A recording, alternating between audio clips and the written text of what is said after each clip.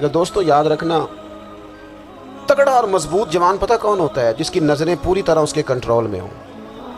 یہ علامت جوانی ہے۔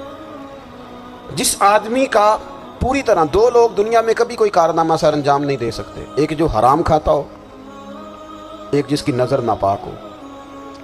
محمد بن قاسم جب یہاں آئے تھے نا، تو ایک دن بڑے پریشان تھے، تو ایک بزرگ کہنے لگے آپ کیوں پریشان ہیں؟ کہنے لگے راجہ داہر سے مقابلہ ہے اور ہماری فوج تو سندھ کے رستے بھی نہیں جانتی، زبان بھی نہیں جانتی، لڑیں گے کیسے؟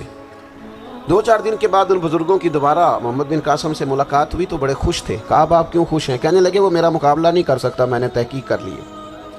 کہا کیوں؟ کہنے لگے نظر کا گندہ ہے، اور جو نظر کے گندے ہوتے ہیں وہ میدانوں میں ٹھہرا نہیں کرتے۔